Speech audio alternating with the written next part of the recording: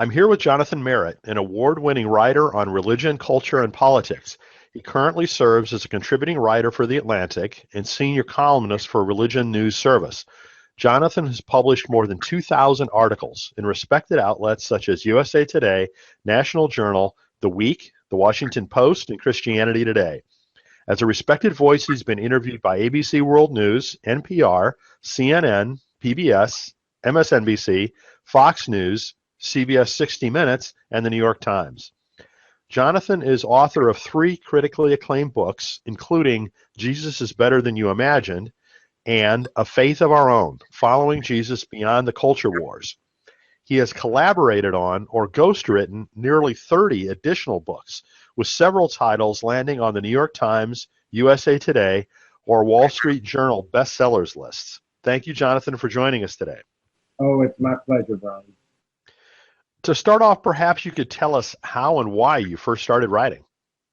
I have a really unique story about how I first started writing. And maybe this is just because I was raised evangelical. I had a calling moment. I had graduated college with a degree in biology and chemistry, and had gone to work for a Fortune 500 chemical company working on home care cleaning supplies.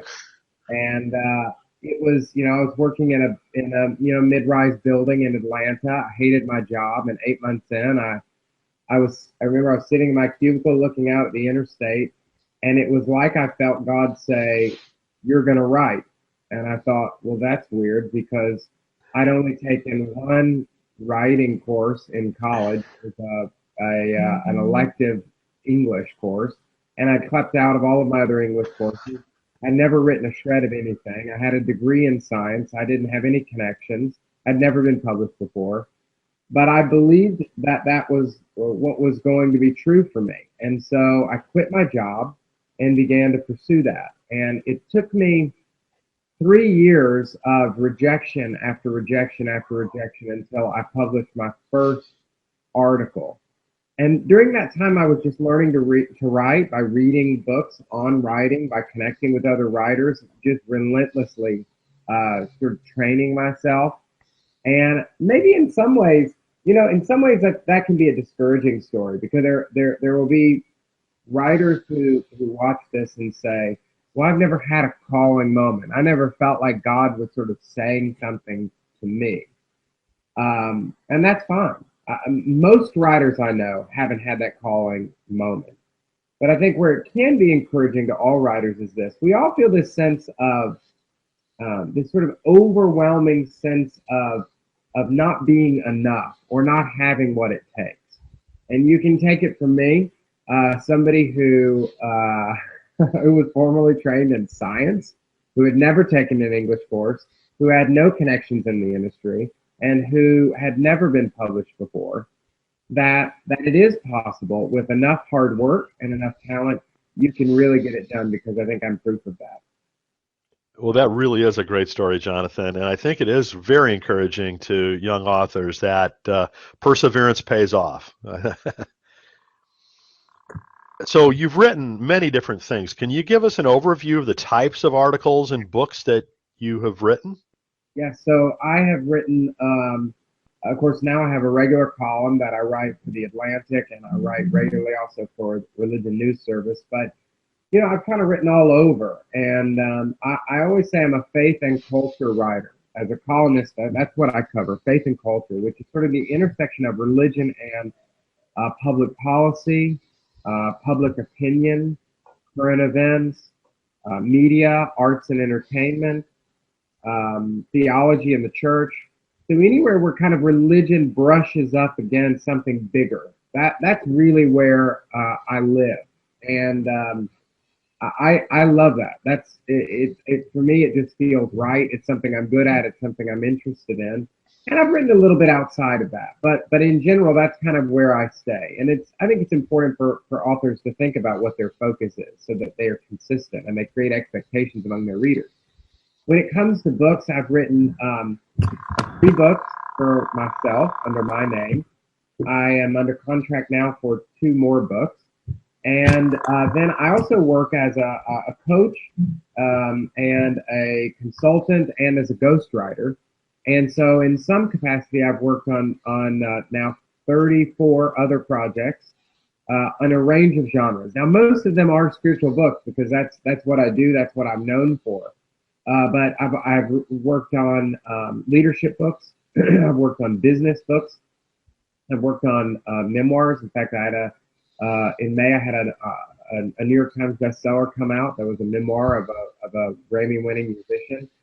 So I've even written once I even wrote a book on what it means to be a woman, or I worked on a book of what it means to be a woman with a female author, which was a very interesting. I can tell you that. So, so I've worked on a range of projects, but mostly spiritual realm.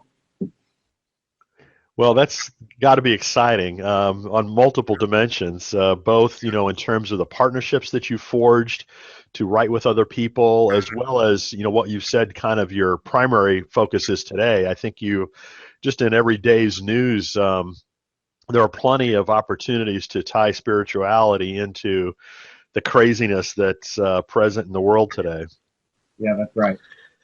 So, what would you say are some of the primary sources of inspiration that you find for writing, and have chosen some of the things that you've chosen to write about? I have a very unique approach to writing that's different from most writers. I often say that my approach to writing is audience centric and content driven. And so if you think about that second phrase, content driven, that really answers your question. What most people do when they write is they come up with a good idea. That's step one. That's not step one for me, because what that forces you to do is you come up with an idea that you think is interesting.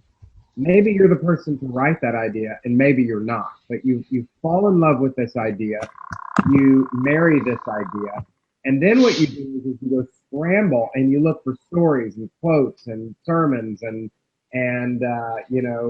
whatever it is that your content, arguments, things that you're gonna pull, sort of fill in the gaps of this idea that you've come up with, this outline that you've created. And what happens is that you have a really, really good chapter 5 because you've got a lot of great content there. But then chapter 6 sucks because it's necessary for the idea, but you really don't have anything to say about chapter 6's subject matter. And so it becomes, I think, it can work. It can work very well. I've seen it work very well, but I think that there's a better way to write, and that's sort of my content-driven approach. Now, what does that mean? What I do when I sit down to write a book, or when I work with authors to help them write books, is I create an idea bank where I take every story they may tell, every scripture they may use, every argument they may make, anything and everything that may appear in this book, and I I put it all into a bank so that I know what content I have to work with. And then I sort of step back and look at that. And then I guess I've learned over the years as a coach to kind of see what sort of naturally, organically rises out of that content. So it may be that somebody says, let's say a pastor comes to me and says, I want to write a book on the Holy Spirit. I go, okay, well, let's put your content together. I go, okay, 3/4 of your content is about prayer and 1/4 is about the Holy Spirit. You need to write a book on prayer. You don't need to write a book on the Holy. You've just fallen in love with that idea. So what I do is, Frederick Buechner, there's this little phrase he uses, said, listen to your life. And that sort of has become, for me as a writer, a guiding phrase or principle for the way that I write. I believe that our lives, we're not living the lives we're living by accident, that there is a co-author who's working alongside us to shape our stories. And so what I like to do is instead of manufacturing, I simply listen to the story that we're already living. And I think that is where you will find your best books that you'll be most passionate about, is simply to listen to the story you're living and then unleash that in a framework that makes sense for your readers. That's really great, Jonathan. I think that's very insightful, and I think that would be very helpful to many different writers. What would you say is the most difficult part of writing for you? Oh man, that's tough because how do you pick just one? Um, and I'll say that the most difficult part of writing for me is not the most difficult part of writing. You have to have the whole sentence, right? It's the most difficult part of writing for me. So there are writers that have certain strengths and certain weaknesses. But in terms of the way that I work, one of the most difficult things for me is titling. Titling is incredibly hard. Without the right title, I cannot write. If I don't have a headline, I can't write the article. If I don't have a title, I can't write the book. And so I always have to come up with a title. And titles are incredibly difficult, especially in the digital age where you're flooded with information and titles, right? So it's not like it used to be, when we were in a world where writing was sort of it was push content. So there were sort of media conglomerates that would push content to you, and that's all you had to choose from. You turned on your TV, right? You had your 3 channels or 10 channels or 30 channels. Whatever was on at that moment, that was all you had to choose from. So it was less important, exactly what things were titled. Or when you were getting a newspaper every day, you had 100 articles to choose from. As long as you kind of knew what it was about, either you were interested or you weren't. Or maybe you would just read the newspaper all the way through because that was your routine. That's what you did. Now we're in the world of pull content. And pull content is set up where people will choose whatever they want to read, whenever they want to read it. And if you do not hook those people, you lose. The Pointer Institute, I believe it was, put out a study that said 5 times as many people read your headline as read your body content. So people are being inundated with all of all of these headlines, and they're having to choose. And so your headline has to grab people. Your book title is the same way. There are now over 1 million new titles every year that are hitting the marketplace. A very small fragment of those will end up in a bookstore. How do you get people to read? And I think you have to have a good title. Now, how do you find a good title? Here's the tension. And this is where I think for me, in terms of difficulty, this is where I really struggle. Number one, nearly everything has been taken. That's a big problem because so much content. When the first thing you have to do when you want to create a new product, you want to launch you want to write a book, you have to first go on and Google it or go to Amazon and search for it, and everything's been taken. And oftentimes it's been taken in your genre, so you can't use it. So how do you come up with something that's both catchy and new? That's really difficult. I think the other thing that's really difficult there is to come up with something that is catchy and at the same or that is explain sort of what you're trying to say, so it's informative, but it also piques curiosity, and that is super super hard to do because what you want people to do on the one hand is know what you're talking about. And yet, on the other hand, you want them to not know enough about what you're talking about, so they have to click on it. Does this make sense? So that's really hard, I think, to balance both of those things, for it to be new but not taken, and for it to be informative and yet pique curiosity. Those things are incredibly difficult to do. That's really great, Jonathan. Well, I can tell that you've really learned a lot. As you've kind of said before, you studied the industry, and as a participant, the way that you are in terms of writing so many articles, you've got great insight into that particular issue, and particularly how the world works today in terms of online content marketing. Thank you. So do you have a particular writing schedule, or do you just more randomly fit things into whatever's going on in your life that day? I never have had a schedule. I'm starting to have a little bit of a schedule. I'd say this, a lot of people say you've got to have a time you write. It's got to be the same every day. And I think that sort of is an unhealthy form of projection. It basically says, this is the way I work, and so you should work the same way. I think in general, most people need a time when they write, especially people who, if you don't set a time, you never get your writing done. I don't have a particular time when I write, but I'm producing massive amounts of content. So for somebody to say to me, oh, sorry, you got to sit down every day at 6:30 a.m. Well, I'm producing as much or more content as they are, so I don't see a problem. And my dad, the old Southern phrase, if it ain't broke, don't fix it. So I don't feel like I have to fix it because it's not broken.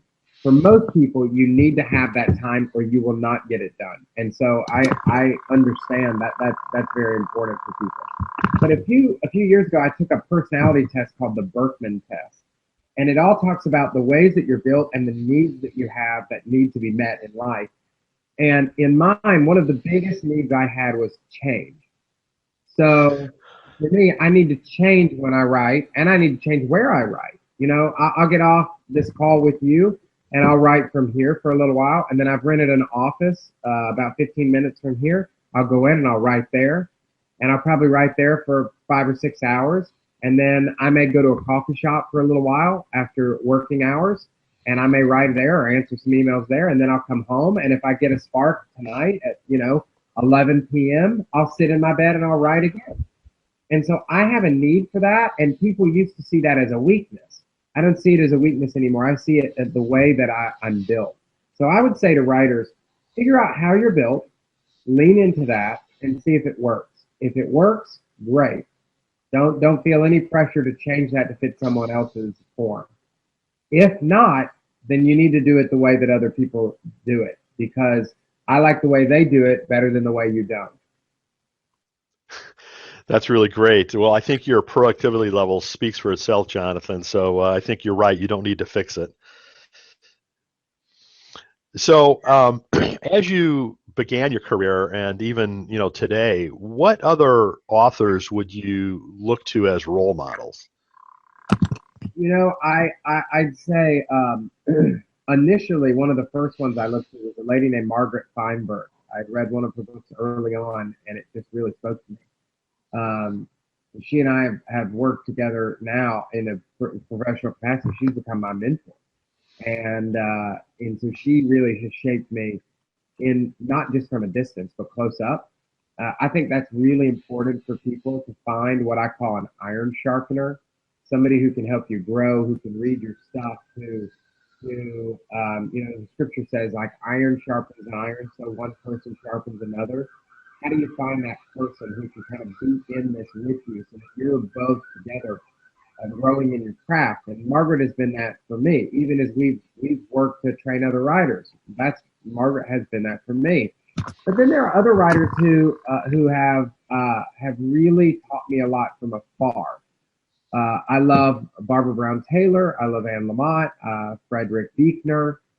These are some of the people who from afar have really taught me a lot. And what I'll often do and I would say probably with all three of those writers, maybe every book I've written with my name on it has had them in the footnotes somewhere. I mean, all three of them are there somewhere. And I don't feel ashamed about that they're inspirations, because the only difference between me and the next guy is I'm at least giving credit to my inspiration. We all have inspirations, and those three are big ones for me. I would say what a lot of people are afraid to do, but I do a lot, is when I'm sitting down to write and I get stuck, I will pick up one of those authors and I'll read a little bit of their writing to kind of grease the wheels. And then I will close that book, sit down, and start writing. Once I've gotten my mind moving, I'm kind of thinking, and I've got a little momentum, then I close it and I write. And I think in that way they become especially influential in terms of the content that I've produced over the years. That's really great. So for authors who are not as far along in their careers as you are, Jonathan, do you have any particular pieces of advice that you'd offer for them?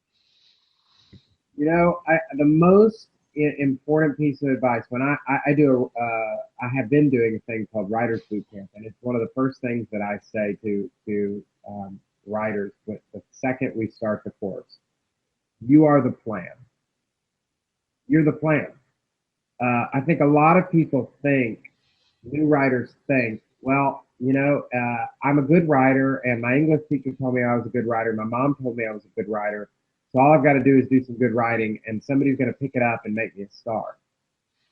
That's not going to happen. You're the plan.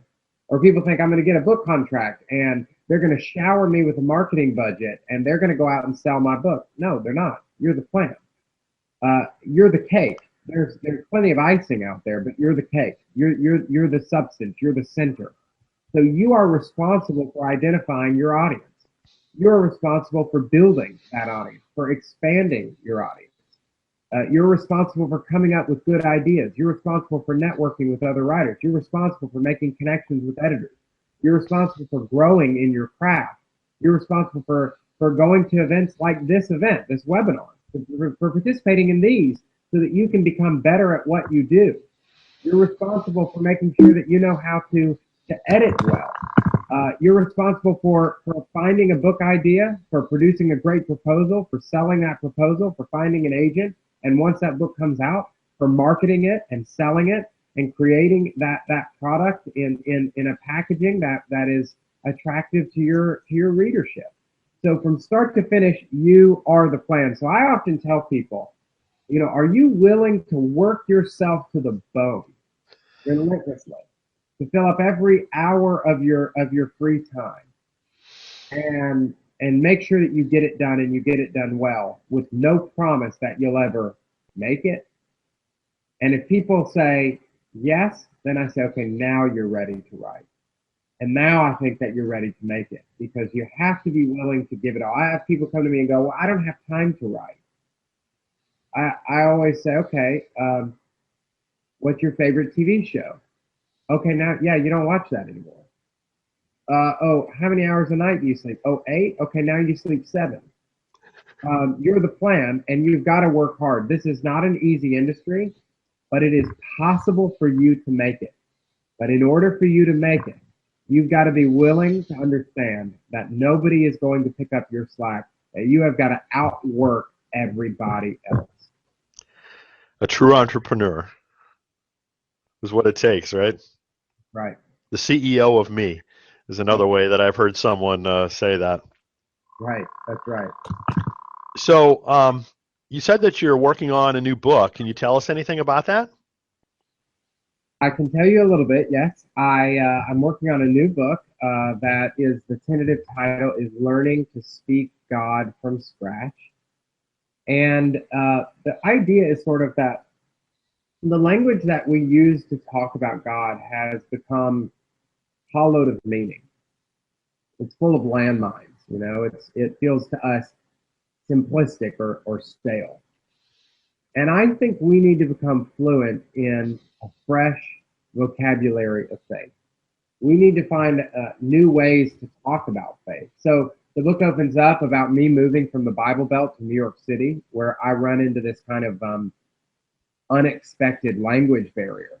I could still speak English as well as I always could, but I could no longer speak that these spiritual words, both ancient and modern, that I'd utilized for decades to describe matters of the soul, no longer translated to those I was encountering.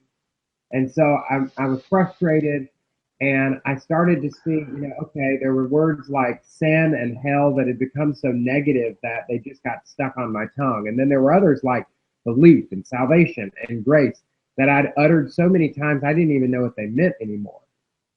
And I began to go out and look at the statistics and look at the studies, and I realized, number one, spiritual language has been in decline for decades in the West. Number two, most Americans who claim to be religious say that they don't talk about their spirituality most days.